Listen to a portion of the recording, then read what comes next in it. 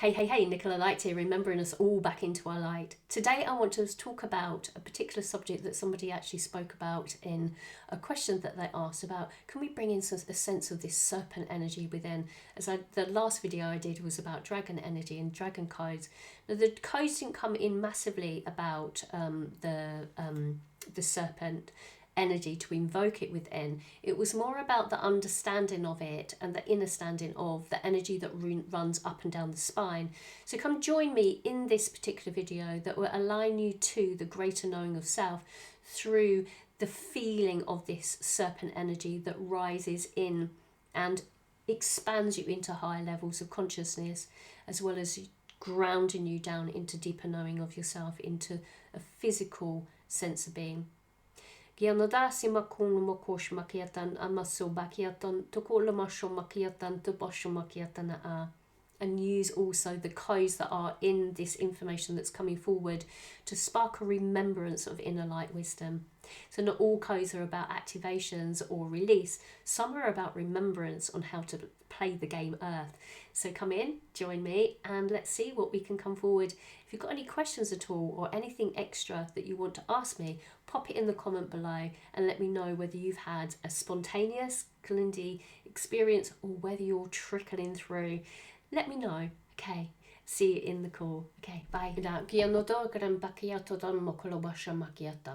This video is going to be all about the serpent within. So when we look at a snaky or a serpent energy, there is a vision within our mind of energy that moves like a snake. Okay. And if we see that the energy is moving down and up into the spinal column, we see that this energy moves through the physical central column of light. Man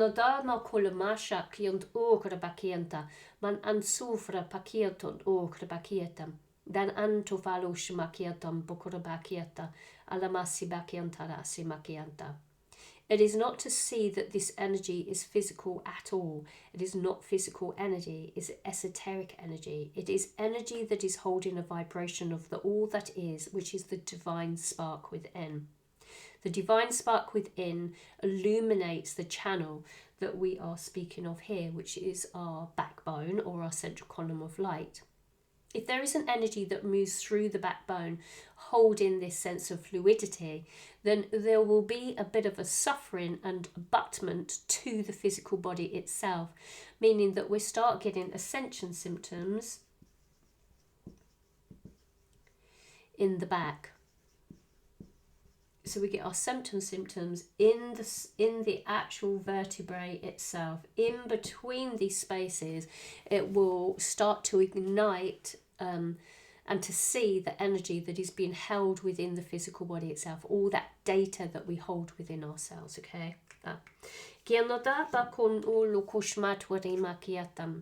The energy that moves up and down the spine, we could perceive it to be in a sense of a golden light.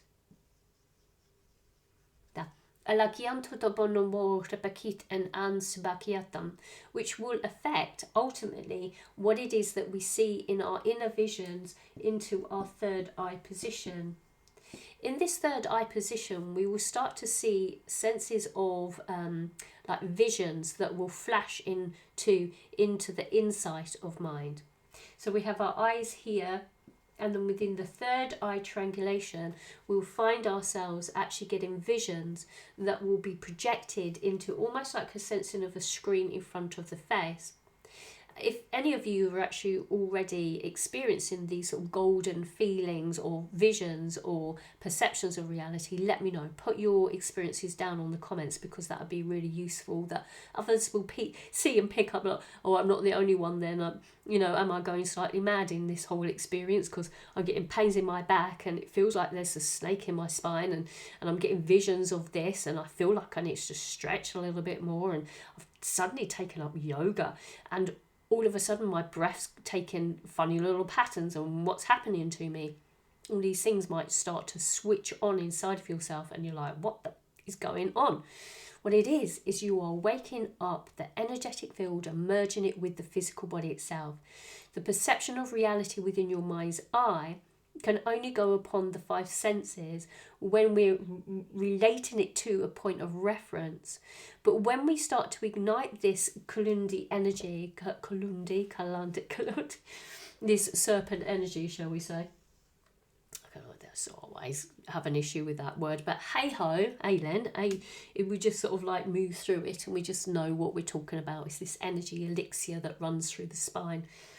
And all of this is then supported by the upgrade of the mind's eye. So there's an upgrade that is going in to higher levels of consciousness coming in and holding in our framework of understanding of what we might call the halo effect. With all of this attraction of the energy being pulled in from the universe, that energy will start to spiral down the spinal column. And will also, at the bottom of the column, you'll also spark a beautiful source of energy at the bottom as it rises up and then ignites into third eye connection. And then there's this beautiful synergy that moves through up and down the spine that allows you to then start to see a little bit more with the insight of mind. You'll feel the energy force outside of yourself, and all of it, this beautiful symbiotic experience starts to merge as we start to expand our experience into our awareness. Alagianto da bakianta o grabakiten, man ansuba grabakianto do oshmakiata, alakianto o grabakiata on o grabakiata. It is in the vision within our minds that we could even be presented by our higher selves with a sense of a serpent. Ki ano dada mo krebakianta o lokun shukutukon no ko sha ki onto ko losh na kaito de uno makiatam. Ala kyot und o krebakianto ala kosh so makosh makiatam pakai shukutuko kaite in e kate in a. Man anso ba kosh matutu unno ko lokosh makiantam. Then they're giving me like a version or a vision of the Medusa. And Medusa had all of the serpents upon her head.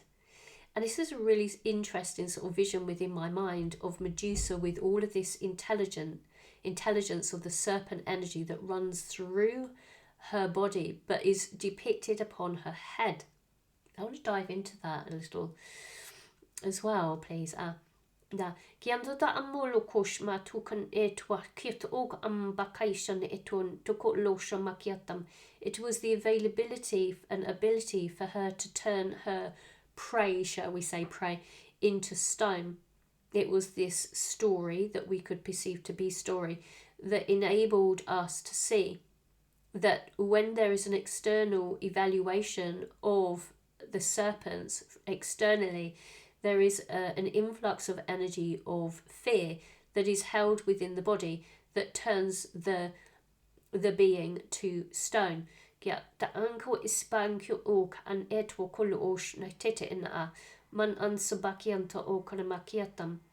when we see the serpent inside of ourselves, we start to see and ignite all that we are not. And this is where we start to see the fear. We can either move ourselves into fear and be anchored into a sense of stone, of stillness, with no movement, or we can allow ourselves to push through the fear and not look in the eye of the beholder of Medusa. We turn and we see within a mirror, here we would look back and see Medusa behind us, and therefore there would be no freezing of stone because you see the mirror within her. You see yourself within the mirror, and therefore you see that.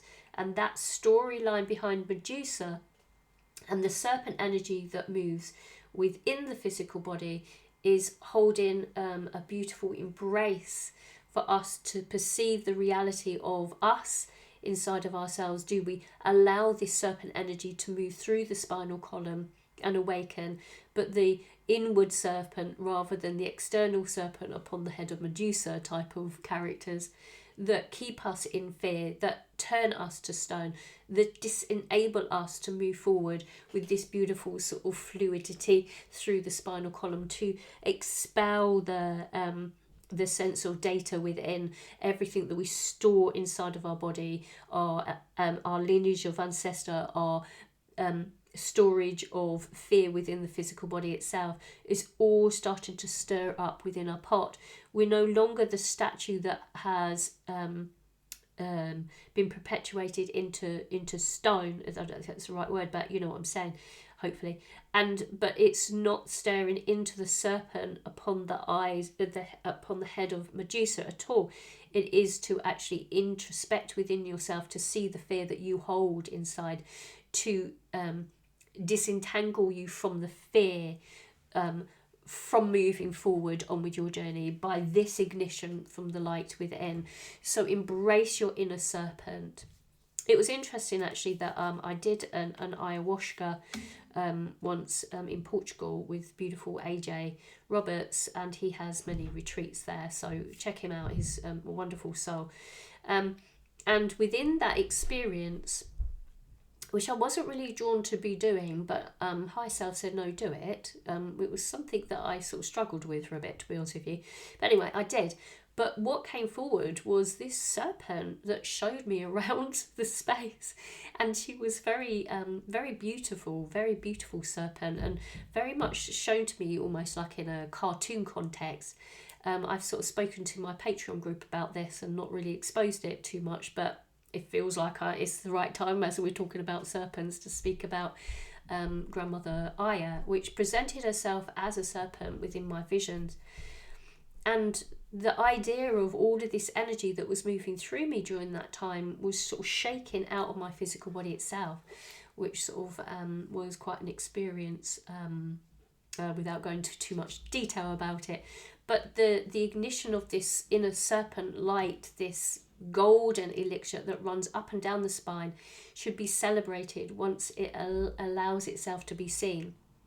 With myself, with my own journey, you might have heard me speak of this, is that I was meditating at the bottom of the garden and got a great big ball of energy right at the base of my spine, and I never knew anything about Kundalini or any of it, and it sort of rose up in big balls of energy that felt like very, very physical in my body, and it stopped at the heart, and then I had to work it up through to expand into the greater known of self as it moved up through my throat, up through third eye, and then out the top of my head.